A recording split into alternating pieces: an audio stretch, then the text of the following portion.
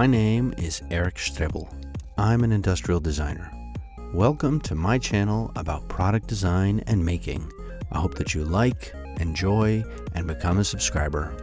Make sure that you hit that little bell next to the subscribe button too, in case you haven't already done so. That way you'll be notified every time I have a new video. I want to share the design process with you of developing this 18-inch cast urethane part. The coatings company Axalta hired my buddy Brooke Bonham of Middlecott Design to design the form. Here he is in my shop and we're chatting a little bit about the project. You can see some of the sketches that he starts out with. They're kind of small in his sketchbook, but he's doing what any other designer would do: sketch out his idea and develop it, and there's some back and forth between him and his client Axalta to work out the shape. It's at this point that I'm brought in to ask about casting these vehicles. These are some of the first sketches that I see, and I ask Brooke to make me a side view, top view, and a plan view so that it can be modeled in the computer. Now, I do my share of consumer product CAD work, but for this vehicle, I went to see Klaus Kuhnen I'm talking about here. The man is a blender wizard. You can see a little animation of the process that he went through to create this vehicle. You can click the link above to go to his YouTube page or in the description below.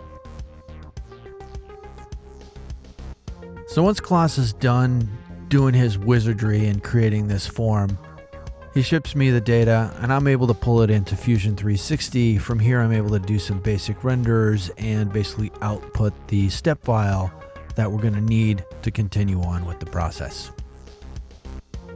We need to create a master model of this part. And to do that, we're going to go over and see my buddy Joe at Millennium Mold and Tool. Here you can see Joe in the blue with the red Superman.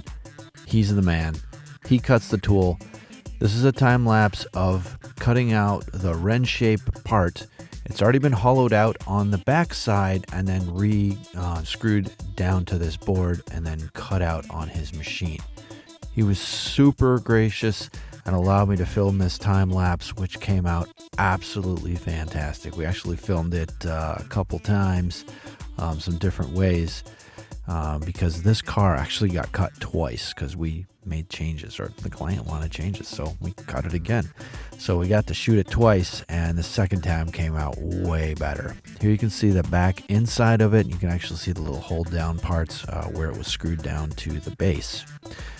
At this point, the model needs to be surfaced, and here I'm doing a little bit of sanding work just to work out and make those surfaces super nice and get them ready for primer. I dry sand the wren shape with 320, probably all the way up to 600 or 800, because I don't want to wet sand it, and because I don't want the wren shape to absorb any moisture. Ultimately, we're gonna prime this. I rattle can it here in the spray booth and give it several coats and let that dry, because we're gonna have to come back and bench out the primer as well. Here you can see me bench this out, and it gets benched out to 800 grit, maybe 1,000, something like that. So it's gonna get cast and come out just perfect, because the painter's not gonna prime these pieces. He's just gonna paint them after he puts on some adhesion promoter. We need a lot of silicone to cast an 18-inch part like this. It's a 2-piece mold. The silicone comes in 5-gallon buckets, so I have to meter it out. And it actually takes me several buckets of silicone to pour out this much silicone, because I can only handle such a big bucket in my vacuum tank. At any rate, ultimately this mold gets filled up, and here you can see exactly kind of how much silicone it takes to pull off a part like this. Once the silicone's set up, I take the top off, or the bottom off I should say. There's a little bit of trim work that has to be done, and a little bit of silicone that's seeped underneath the part. I do that, and then I take out the keys and get the part ready to cast the back side. Here I'm putting on a little bit of release agent, and we're off to casting the second half in silicone here. Now that's coming apart, and you can see the master on the inside, and you can see exactly how big these molds are.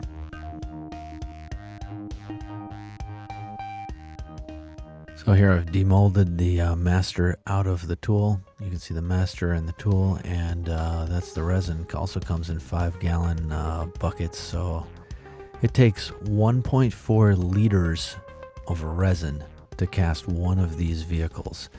That's a lot. That's more than, just a few ounces. So I need to get bigger buckets. The resin expands, of course, when you degas it.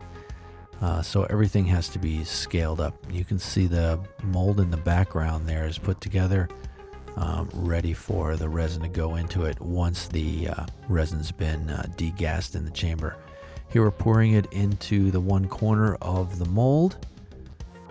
There's another little shot. So most of the resin is poured in like this.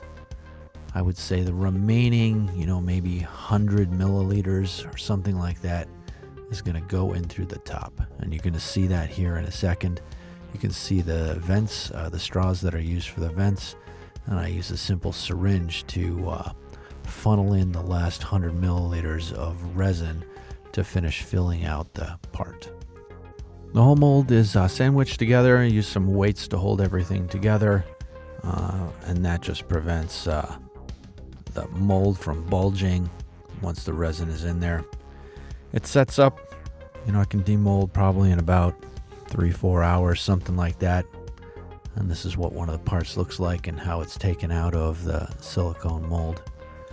It's important to have a flexible tool here so you can easily take these things out. They do have draft on them, and that's what the part looks like. It's pretty much done. There's a little bit of trim work on the bottom that needs to happen. There's minimal amount of flash. If you make your mold right, you shouldn't have very much flash. That's a pretty nice part right there. The whole project took probably about 2 months from the time that I was brought in from the very beginning to the finish. I made about 30 parts. Here's one that's painted up quite beautiful. Axalta used the forum to unveil their 2018 Color of the Year in conjunction with Eyes on Design at the North American International Auto Show 2018. Thanks for watching.